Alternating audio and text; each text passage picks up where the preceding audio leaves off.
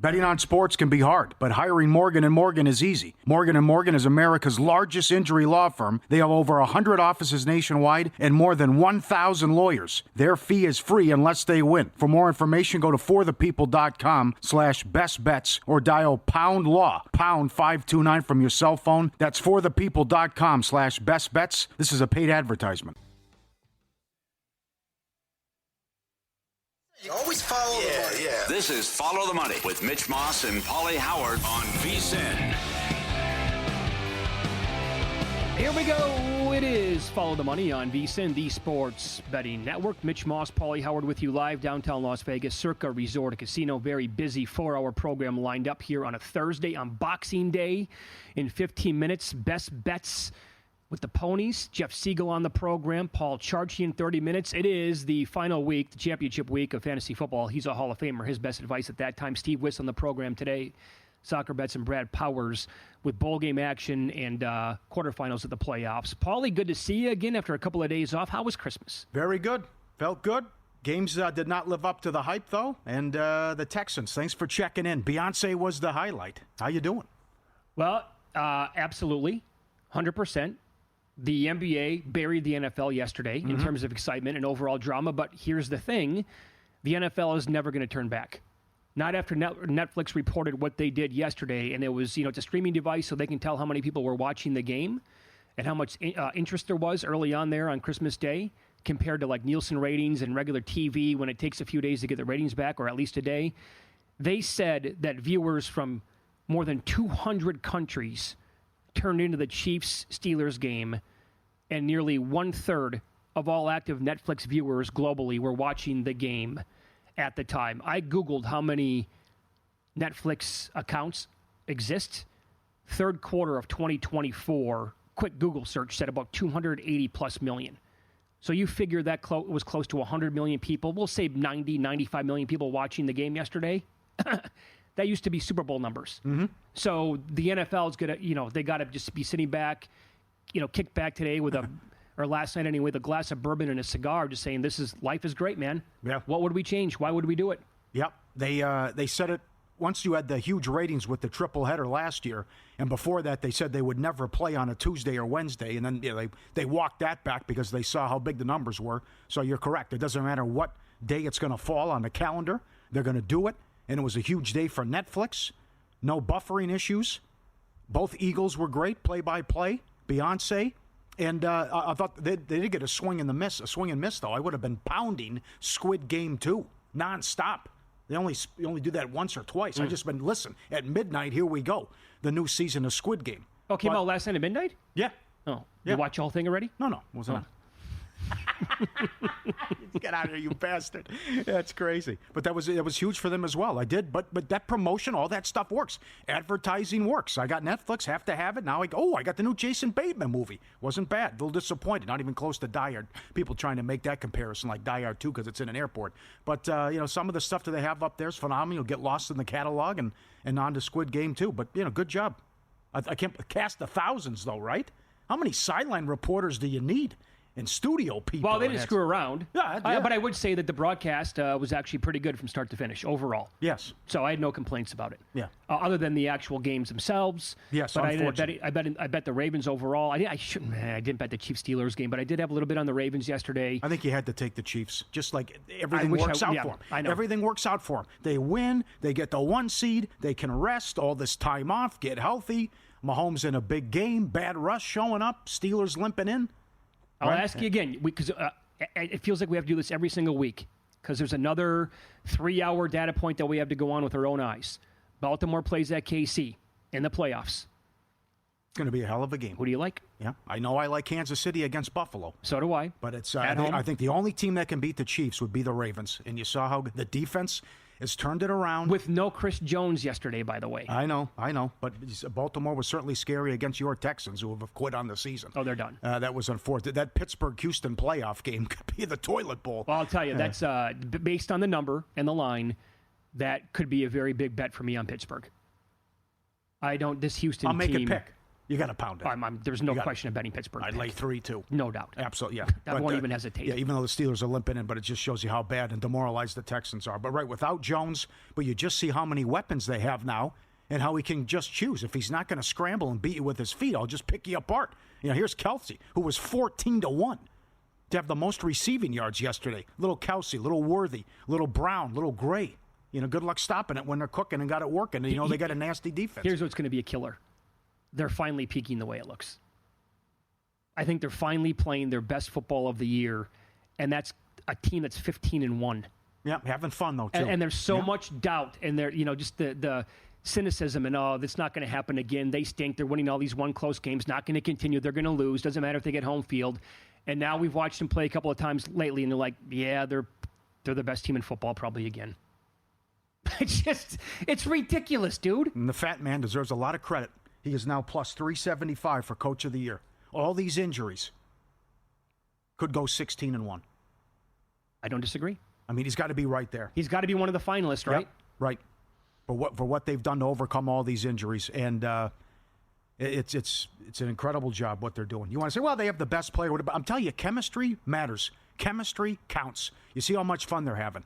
You see they're embracing the outfits and the jackets that they have, and then they look, and here comes Andy Reid dressed as Santa Claus after the game. And it's a great locker room and a great organization to be a part of. Concern here, when you go back and look at history, good tweet from Joe NFL. Chiefs, 15-1, first team to win 15 games in the 17-game regular season since it started in 2021. You go back and look at history, the teams that won 15 games.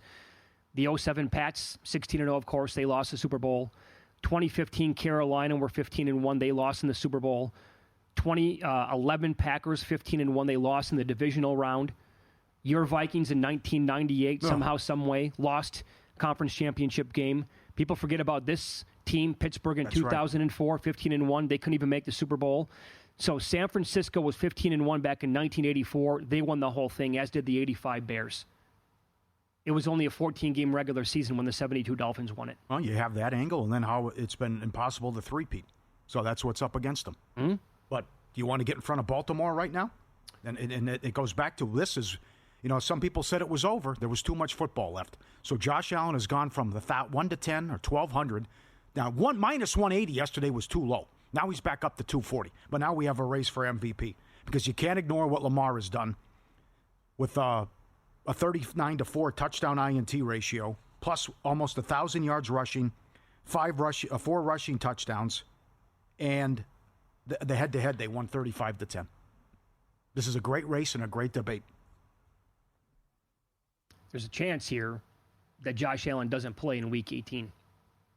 If they have nothing to play for. That's right. And Lamar should go up and down the field against Cleveland. Sure. Got to have for the division. 1,600 now to win the division. There you go. And then maybe for seeding as well.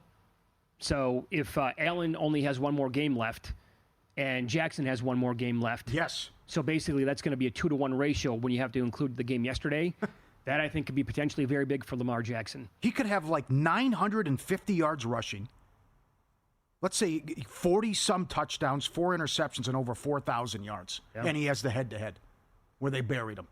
You want to say, well, Henry, whatever, but this is, Flowers is good. He's not great. Henry's good. But this, what he's doing, and just you see, take off 50 yards, bam, touchdown. Andrew, the tight end combo is awesome. Right. They have a ton of talent. But it's also him keeping the play alive. Oh, no, I understand. I got to come up. He's going to run. Nope, I'm going to dump it off to Andrews. Big play. How about the touchdown pass? Just buying time to what a throw. Oh, he's so good. Yeah. I honestly don't have a problem with either guy winning the award at this point. I think what you're going to find out is that people are pushing Lamar Jackson. They have a bet on him. And the people who are pushing Josh Allen, who I have a hedge on actually, are going to be pushing him. But I'm not pushing him because I can see other guy winning. I have no problem right now if the season ended today if Lamar Jackson was the MVP and I lost my... And by the way, my Allen bet was a hedge on my Jared Goff bet from the preseason. And that was way before Allen he was still plus money when I bet him. I have nothing on Lamar Jackson. But I also find it funny that people are saying that if Josh Allen doesn't finish with the 1 seed, that's going to nick him when it comes to the narrative around the vote. And yet Jared Goff could finish with 40-plus touchdowns on a team that's 15-2 and not even be in the consideration for the MVP. And Barkley can still break Dickerson's record. And have no chance to win. Yeah, he only needs 280 yards. Right, no chance. Absolutely. So it's kind of like the Heisman discussion. Just say, well, you don't want to knock these guys down. It's a tough race. Coach of the year, tough debate, hard pick. MVP, tough pick. Yeah. But you're not going to sit here and say, well, anti-Allen, anti-Lamar stuff. They're both incredible. But I would give it to Lamar right now. And your good point about what could happen in Week 18. Now, with that said, again, as we get closer here to the playoffs, when we did our Super Bowl teams that could win a couple weeks ago, the list was like almost 9 deep. In the AFC, to me, it's a list of 3 teams at this point, right? It's Kansas City, Buffalo, and Baltimore. That's it. We're not talking about there's not going to be a team like Pitt. Come on, the Pittsburgh weaponry on offense, it doesn't exist. They're not good enough. These other teams that are going to eventually make it as well. Houston, they're a dead team limping into the playoffs, and the other 2 teams from the West, Denver, the Chargers. I would be stunned if either one of those teams would win the AFC. Stunned. Right. So I think we're down to 3 there in the AFC. I hope it doesn't happen because I want Baltimore, Buffalo for the right to go to the AFC title game. That'd be great in that matchup too. NFC totally wide open, I think. Yeah. How about this now? The Packers are favored in Minnesota. Stunned What am I missing here? Surprised by that? Yes. The game doesn't mean anything for them. People evidently think that the Packers. That's exactly right. Yes. It's a meaningless game. Yes. Vikings can still get the 1 seed. Yeah. But And beat them. And at a big, we're turnovers, but at a big lead in Lambeau. Yeah. The power rating on Green Bay has been sky high the entire year, and the power rating on Minnesota, by the way, has not been, I think, Paul, how much, again, does this factor in? His name is Sam Darnold. Yeah, it's got a lot to do with it. Getting juicy. How does it not? Yeah. If you just... Good job, DraftKings, too. They reposted Comeback Player of the Year. Sam Darnold is plus 450. Burrow's $4. Good job. I will say this. When the other books reposted again, I think it was on Sunday night or Monday of this week, or maybe Monday night, J.K. Dobbins was still second on the board. Books have no idea how to price this award market. They have no clue. That's why several of them just said, I'm not going to post it anymore. Right. Patrick has to be higher. Find me a better story. I think Darnold should be probably favored right now over Joe Burrow. Yeah. Opening day, Santa Anita. Jeff Siegel joins the program coming up next with First Bet. We'll get some of his best bets here on VSiN.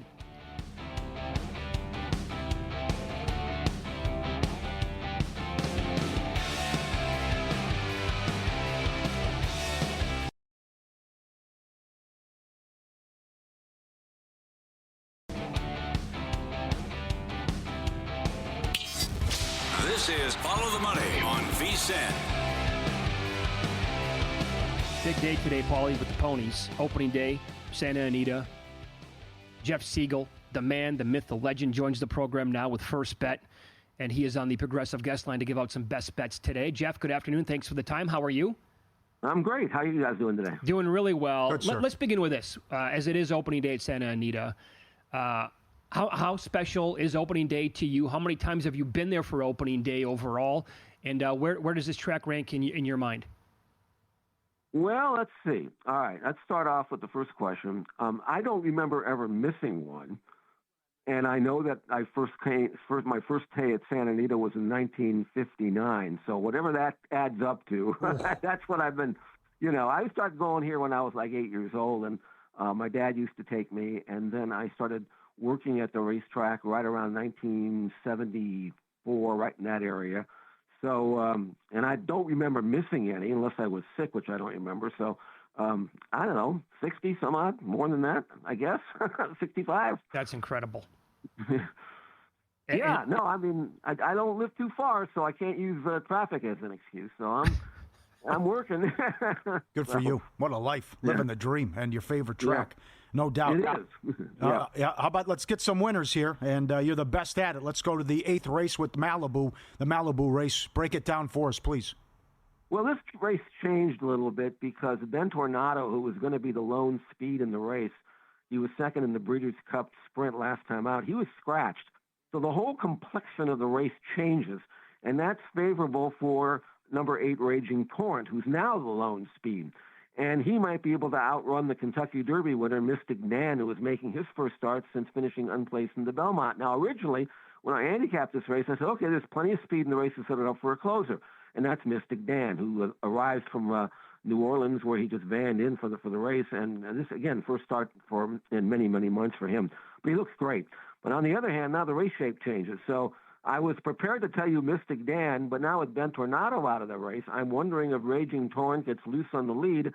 and then rolls all the way to the wire. And I'm not sure what's going to happen, but you can use them both in an exacta box, one way or the other. I think those are the two, and it's just a matter of how much pressure, if any, Raging Torrent's going to get early. If he doesn't get any, he could be gone. But Mystic Dan looks great. I saw him in the morning a couple of days ago, and I'm expecting him to return to his Derby form. Even though this race is 7 furlongs, not a mile and a quarter, he still might have the class to get up. So it's a tough call, but a good race. Okay, and then potentially here 6 and the 8 in the exacta, like you said. Our buddy Mike Somich was making a case for Senior Officer, the number 4 in this race. That horse also scratched. Did you have a high opinion on that horse or no? Yeah, no, I liked him, and he's another one that he would have been, right in the middle somewhere. So Senior Officer was definitely going to be a contender, but he scratched as well. So we had a great race, the final Grade 1 of the year for 3-year-olds. These horses will turn and face older horses after the first of the year. This would have been one of the best Malibus I've seen in many, many years. It's still a good race. Anytime you have the Derby winner in it, you got a good race, but it would have been a little bit more competitive, I think, and it would have taken a little bit more a little deeper than I've given you in terms of the handicapping, because I think the two that remain in the race are pretty good. But you add Senior Officer in there and Ben Tornado, now you got yourself a Malibu for the ages. Okay, how about the Oaks and race number 11, please? Well, we got a filly named She Feels Pretty, who comes off a Grade 1 win at Keeneland back in October. She was magnificent in that day. She's won 4 out of 7, but she's never been better.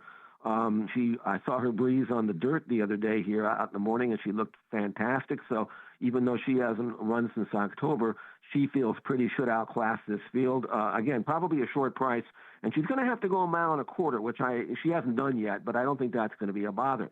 There's one other filly in the race that's really, really good, though. Her name is Catherine and Marissa, and I think I don't know if she's good enough to beat She Feels Pretty, but she's certainly good enough to beat everybody else, and that's my exacta box here in the 11th race, 8-4-4-8-8. She Feels Pretty for Catherine and Marissa. She's getting better with every start. She will go a mile and a quarter, and she's going to give the favorite a run for her money. That said, She Feels Pretty has got a little bit better resume, so I think she deserves top billing, but those two fillies are head and shoulders above the rest. Okay, that's the 8 and the 11. A bunch of other races still to come at Santa Anita today. Any other race in between, 6, 7, 9, 10 that are still coming up here, Jeff, that you really, really like? Well, yeah, I mean, we got a race called the San Gabriel in the 7th race, but that's going to be a real short price in Johannes. He's 6 for 6 at Santa Anita. There is absolutely no reason to pick against him. So I think he'll win. But again, he's probably going to be odds on. As far as some of the other races are concerned, they're a little bit more wide open. We have a race coming up as the 7th. The 8th race. Let's see. Let me turn my page here. Hopefully I get that to you. Let's see what we got here. Hang on just for a second. I'm doing this one-handed, so just bear with me for a minute. Yeah, no problem. The 8 is the Malibu, so I think it must be the 9 or the 10. I got it. Okay. The 8th race the 9th race is a good race. That is a race that's called the La Brea. And we've got a filly in here who is really good, and her name is Hope Road. Now, she was not trained by Bob Baffert last year. She was okay, not great. This year, she is a perfect 4 for 4 after being switched to Baffert's barn. I think she's really solid. Again, there's been a couple of scratches in there, so that she was 3-1 in the morning line. I don't know if she'll be that, but I like her outside draw. A couple of speed horses scratched. I think she'll dominate. I think she'll go from 4 for 4 to 5 for 5 since joining the Baffert barn. Her mother, by the way, won the Breeders' Cup Filly Mare Sprint a number of years ago, so there's a lot of class in the pedigree. So I do think she's going to continue her winning ways. Her name is Hope Road. She is number 9 in the program. Very good. And that's race number 10. Jeff, you're the best. Thanks so much for the time today. Hope you had a great Christmas and happy holidays, okay? I did, and same to you guys. Have a happy New Year as well. Back at you. Thank you, sir. All right, opening day, Santa Anita. Right now, sign up firstbet.com. Promo code VSIN200. Get a 20% rebate on your bets for the first 60 days up to $200. Don't miss out on all the action. Firstbet.com, promo code VSIN200. Go get them today. Good luck, and good luck, Mr. Siegel. Okay, that's probably the most impressive thing that we're going to hear all day today. He's been to every opening day at Santa Anita since 1959. Pretty good. Yeah. All right. Hell of a life. Okay, so now, tonight, 20 more people are on the Seattle Seahawks in Circus Survivor. One person was on Houston yesterday. Can you believe that? That's terrible. Not the pick. It's just how you can't even sweat it. Once they got the goal line stand, the game was over. 17-2. You can't score a touchdown in the game. Yeah, that's just, the entire game is garbage time, and you can't get one Yeah. across. You scored a safety, and that's it. Yeah. Same for the 4 people on the Steelers. You're never in the game after the second quarter. Oh, it's over with. Just a tough way to go out. Condolences. So 11 got by with the Ravens. Never a sweat. 20 on the Seahawks, like I said. That's 44.4% of the remaining pool, at least before yesterday. 6 teams on Chicago. Yes, and one of them, David Baker, former Westgate winner, poker pro on this network all the time. He's on the pregame with us at 4:30, 7:30 Eastern. Can't wait to talk to him. He'll break it down, why they decided to do it, and math and poker and all that. But they've lost 9 in a row. So interested to see his strategy. The other great thing, and I got this from Chris Massaro, Crackman says CP Picks, who's the only person with 2 left, used both on Seattle. They were the people. CP were the person that bought Scott Tribuco's entry. Tribuco only had the Bears left. That was the person on Survivor Sweat that paid $130,000 for Scott Tribuco's entry. They are guaranteed to move to next week. Okay, till Sunday, rather. That move right there is an A+. Concur. I had no idea it was CP3 until you told me. That's what Crack said, yeah. Not CP3, CP Sports. CP Picks, whatever. Yeah. CP Picks. Yeah, CP Picks, yeah. CP3PO. As soon as you told me that, my reaction was, I absolutely love that they did that. It's brilliant, in my opinion. That's my gut reaction, and I'm not going to change from that. So now they're good to go moving forward here. Yeah. And by the way, so here's the thing. Would you rather have, if you're them, would you rather have you get by with 2 tonight on Seattle, and you're going to have, at that point, 34 left? Or would you rather have Scotty's ticket that they bought with the Bears on it, and because that way you're going to wipe away your 2 tickets on Seattle, but also 18 other people, and you're going to be down to, 19 people? 20 people. 20 people at that point. If you have the Colts available and you use the Colts against the Giants Sunday, and then away you go. But that would, either way, they're in a great spot. And Paul Bovey was one of the 3 on the Chiefs. Yeah. So he moves across. And I'll tell you, looking at it, though, it's going to be hard to navigate Week 18. What if the Chargers win? What if the Rams win? They have nothing to play for. They're sitting people. There are some tough games out there. Yeah. Week 18, it's going to be tough. It's also easy. You would think it'd be easy to chop, though, too. Well, it could be 20 people. It could be 15 people. Can you all, I'll ask this Mike Palm tomorrow. Can you just get everyone on the phone and say, hey, we're all using the same team? Do you trust people, though? That's No, a big trick. absolutely Yeah, not. right. No. Let's just agree we all pick the same team. And then Way easier said than done, in my opinion. Probably, yes. And you, going back to last week, check that Monday. You're super strong in Seattle tonight, right? I love Seattle. Oh, you love Seattle. Yeah. I thought that was what you But said it's a on little Monday. crazy. It's up to 4.5, though. Oh, yeah? So, and I'm still worried that they know they're probably unlikely to make the playoffs, though. Championship weekend fantasy football. Hall of Famer Paul Charchian will give his best advice. What's the strategy if you're in a big hole after yesterday's results?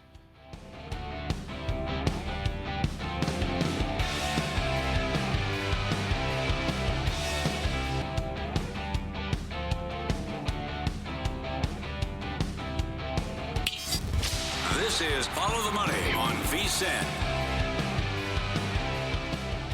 Welcome back. Hardcore football, next 2 segments every Thursday at this time. Fantasy Football Hall of Famer Paul Charchian joins the program, and he is on the progressive guest line, guillotineleagues.com, podcast called Fantasy Football Weekly. Happy holidays, Charch. Thanks for the time as always. How are you? I'm doing great. How was your first Christmas with Sebastian? It was pretty special. It was awesome to watch him. He's 8 months. He has no idea what this is about, obviously. Yeah. But he's having fun, trying, opening up presents, or trying to anyway, but then just staring at the tree with the lights and everything. Smile was on his face for a majority of yesterday and all day today, so that's pretty cool, Yeah, Christmas is so different when you've got young kids, and it's just so much, it just takes on all new meaning. I love it. Sadly for me, my daughter wrecked Christmas early, and here's how it went down. It's summer, and she loses a tooth, and she's doing a lot of back and forth on whether or not she wants to put the tooth under the pillow for the tooth fairy, or she wants to save the tooth. And she ultimately decides she's not going to do it. She's going to save the tooth. So she puts it on her nightstand. Tooth fairy does not come. unbeknownst to me, she had changed her mind in the night and put the tooth under the pillow. Oh. Next morning, she comes charging into my room, my bedroom, wakes me up, and says, "The tooth fairy's not real, and neither is Santa Claus." This was at 5 years old, Dad, and that's it. It was over. The whole thing's over. Maybe 6 years old. So what? Yeah. You just looked at her and said, "Yeah, you're right." No, I can neither confirm nor denied, and just left it ambiguous because I didn't want to confirm in that moment. But she managed to draw the parallel right there. Bad Tooth beat. Fairy and Santa. Yeah, that Hey, was. yeah, That was you just woke up. I mean, you're in a tough spot there. Yeah, that no is kidding. right. That is a boy. tough spot right there. Yes. Condolences. Go back to Thanksgiving. Uncle Gary with the yams down the pants. That way no one Exactly. gets hurt. Ridiculous. Good story. Great job. Okay, so what advice do you have now that we're in the title game here for all the marbles? And I could be playing from behind because there were so many big performances yesterday. Right. So, okay, if you played against some combination of Patrick Mahomes, Travis Kelce, Derrick Henry, or Lamar Jackson, you've got a massive deficit to overcome. If you look at your rosters right now, if this thing plays out 10 times, you're going to lose 8. Well, don't stand pat on this roster. You're going to have to do something. You got to go for a Hail Mary. And there's going to be some people here that do that.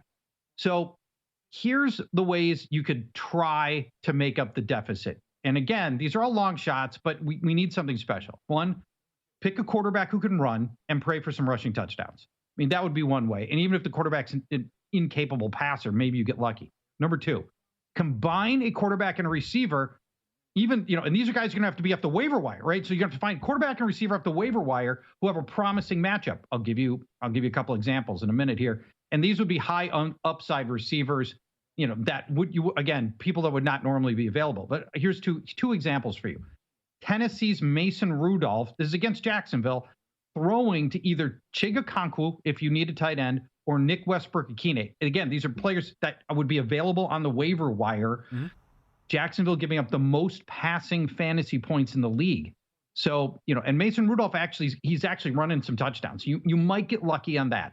Bryce Young is running touchdowns in 3 of the last 4 games. You could combine him with the marble-mouthed Xavier Legette as a possibility there. And they're going up against Tampa. That defense that secondary is ravaged by injury right now. They got 5 guys as questionable. They got 3 guys on IR. So that's a possibility. So again, Hail Marys, I just think don't stand pat.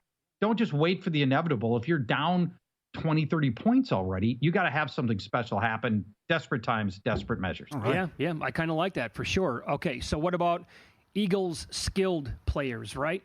Maybe even like a Saquon Barkley, definitely A.J. Brown, Devontae Smith. I'm looking at a report right now on Twitter as of 2 hours ago. Jalen Hurts was not on the field today at the start of practice. Yep. What would you want to do here? I know. So, okay.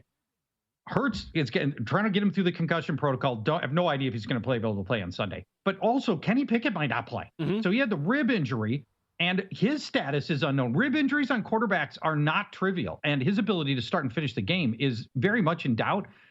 The third stringer, and you have no reason to know this, Tanner McKee, who would be he's never thrown an NFL pass in his life. He would be the third option here. So if it's Saquon Barkley, you have to start no matter what. But A.J. Brown starts coming into question here. You might have somebody who's safer, particularly if this Pickett thing comes down to the wire. You might have to go another way. And I'll mention this as well. The matchup with the Cowboys, Dallas's cornerback, Deron Bland, is really good. And he's very physical. He loves the physical matchups. He put the clamps on Mike Evans last week. They're going to deploy him on A.J. Brown in this game. So that could be an X factor to consider here as well. If Hurts starts, obviously it's all game on for everybody. But as these quarterbacks get shakier as we go down, A.J. Brown starts getting into real question, and Devonta Smith's not even on the radar for me. Okay, let me give you 2 updates within the last half an hour. Thank you. T. Higgins now questionable for Saturday for the Bengals. Yeah. And Ian Rappaport moments ago breaking the news that CD Lamb is out for the year. Out for the year, yes. So isn't that huge? Right, based on all this and what you're saying. So imagine if you have CD Lamb or maybe like a T. Higgins type, and you already played, like you said, some of the guys yesterday who put up huge numbers, you're going to have to probably get very creative here, Charchian Championship week. right? And that answer might not be on your bench. You might have to go free agent and just start playing matchups in the cases that I mentioned. Let me explain the Higgins thing and why this is super important for Jamar Chase. They're playing against Patrick Surtain and the Denver Broncos. Surtain shadows opposing best receivers. When there's one really good receiver on the opposing team, he goes into shadow mode. If T. Higgins is on the field, Surtain can't shadow all the time because T. Higgins is too good. And they would use Surtain much more evenly. If Higgins is on the field, then if he is on the field, then that's the case. If he's not on the field, then I worry that it's going to be Surtain on Chase, and that makes Chase, who's been awesome, he's going to win the Triple Crown. That would put Chase on Surtain, and now I'm worried that we've got a lot more vulnerability for Jamar Chase. You'd still have to start him, but the outcomes might not be as good. Yeah, I love Washington Sunday night, and Daniels, if you had him, took you into the Super Bowl. Do you think he has a huge game against Atlanta? Yeah, statement win last week, 5 touchdowns against the Philly defense. And there are people that are diminishing that Commanders win because it was Kenny Pickett on the field for most of the game. But he wasn't on the field on the defense. I mean, Jaden Daniels threw 5 touchdowns on the Eagles defense. And here comes the Falcons. They've allowed the most touchdowns in the league. And this, despite the fact that they've faced Drew Lock and Desmond Ridder the past 2 weeks, and they've still allowed 28 passing touchdowns. Even those guys managed to score touchdowns. The last starting quarterback to face Atlanta, Sam Darnold, 5 touchdowns. So I love Jaden Daniels here. I've got him at quarterback 4 this week, and it's a smash spot for him. Love him this week. Where would he rank overall, season to date, right? As the fantasy football MVP, where would you put him? And then who would actually be the winner of that in your mind? Well, the fantasy MVP, I don't think Jaden Daniels is in that conversation because he did go through a pretty sizable slump, and they've really dialed back his running, which is too bad. Your fantasy MVPs, it's 3 guys. Jamar Chase, who we mentioned, Triple Crown. Lamar Jackson, I mean, what he's doing right now. And I don't understand why there's such a big margin between him and Josh Allen for the real life MVP, but that's another conversation. Touchdowns in every game, 3 or more touchdowns, 9 different times for Lamar Jackson. He's been great, but I think it's Saquon Barkley. And he's got the biggest margin between him and the next closest player at his position, and completely reborn. He's, challenging the Dickerson record. This, despite the fact that he labored for 2 years in with the Giants and looked terrible. And the amazing thing about Saquon's production, his quarterback has housed 14 of his touchdowns. Yeah, I mean, you can be this good and have your quarterback take 14 of your touchdowns away. Unbelievable. VSiN has the ultimate gift for you or the sports better in your life. Take advantage of our holiday special. Get VSiN Pro access, everything we do through May 1st, just $79. The website loaded as always. Great stuff up there on a good NBA card. The Thursday night game, all the bowl games. Nigel had a big winner in soccer at 3-1.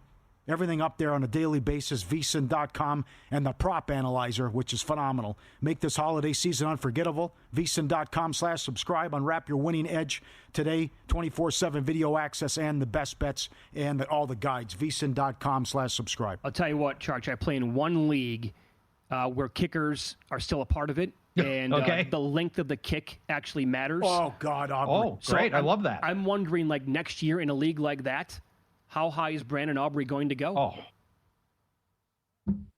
The reason people don't generally take kickers is because the margin very high in fantasy drafts is the margin between them is so small, you can make do with anybody. But he's so special. And if he's the guy who can knock in 62-yarders, and depending on how much that ramps up your scoring, that's a pretty big factor. That guy's he's trending to the best kicker we've ever seen. Yep. Pauly agrees. In certain leagues like that, he might be worth 20 points a week based on the length of the field goals. Anyway, more with Paul Charchian up next. Thursday Night Football preview with player props. Does the red-hot play from Jackson Smith and Jigba and Keenan Allen continue tonight?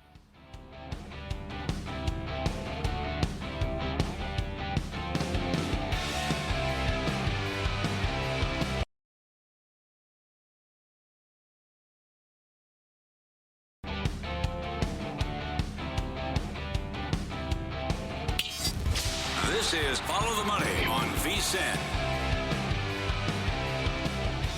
We have a lot to discuss with tonight's Thursday night matchup. Seahawks playing at the Bears here on Boxing Day, and we continue with Fantasy Football Hall of Famer Paul Charchian as he is on the progressive guest line.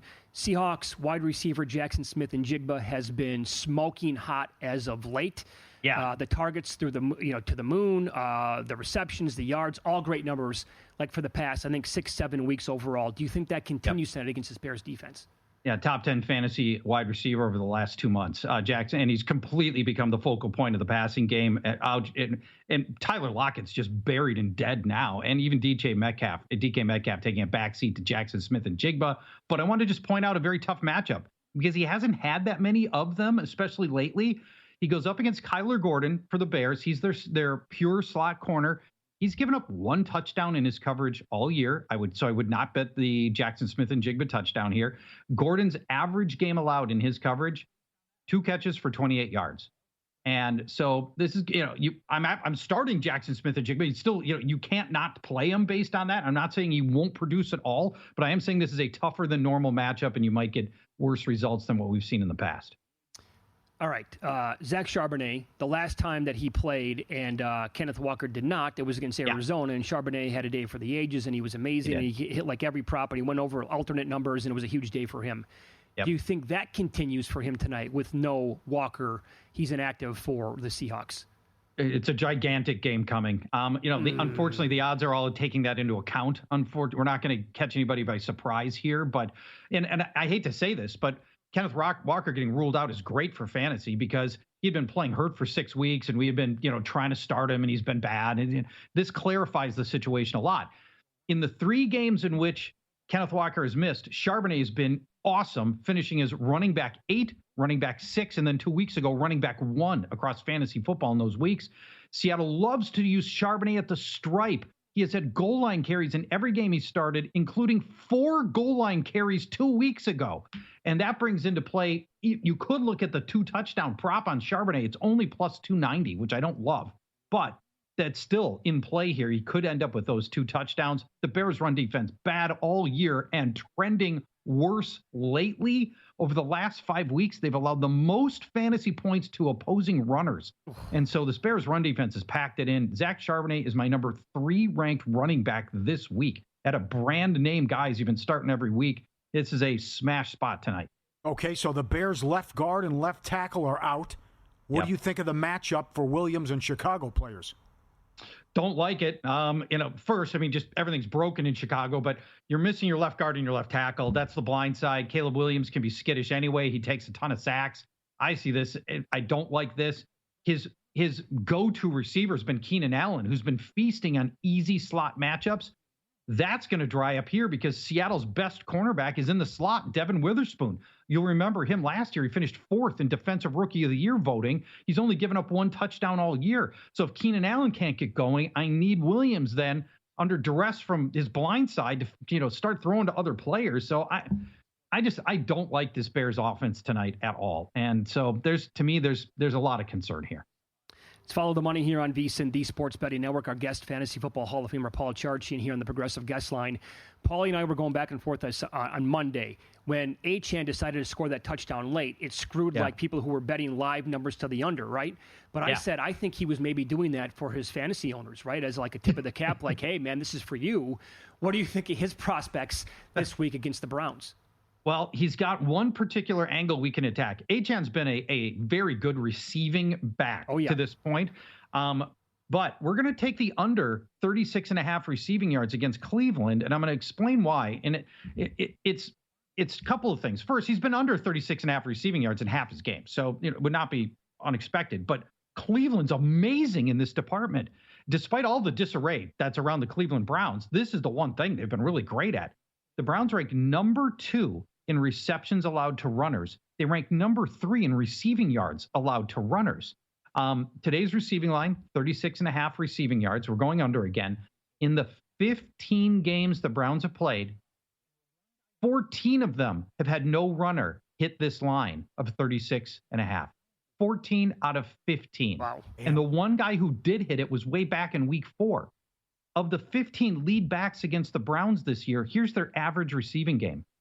2 catches for 12.5 yards. Way under this line of 36.5. Now that is awesome. Good job. Walk me through the thought process Saturday night with Cooper Kupp? Yeah, he's been something weird. I think something weird is happening. Almost baffling. Last week against the Jets, they didn't deploy Cooper Kupp despite the fact that the Jets slot corner Michael Carter missed the game. You would have, against backup cornerback Isaiah Oliver in the past, Sean McVay would have pounded Cooper Kupp with 14 targets. He got 3. The week before that, he didn't have a catch. So Cooper Kupp on this 2-game slide, something's up. I don't like it. And here comes a thornier than you would expect Arizona defense. I would, under a different circumstance, I'd be like, hey, we're going to try to get Cooper Kupp back up and running here. But I don't think that's going to be the case. Cardinals, a sneaky, competent secondary. Over the last 5 games, they rank 8th best in yards allowed to wide receivers. The last 2 games, no receivers top 44 yards against the Cardinals. Cooper Kupp's line, by the way, 50.5 receiving yards. So we're gonna play the under on this. Kupp put up only 37 yards in the earlier matchup with the Cardinals, although he got hurt later in the game. Now, Mitch and Pauly, can we agree? Puka Nacua is the number 1 receiver for the Rams. Yes. Absolutely. Mm-hmm.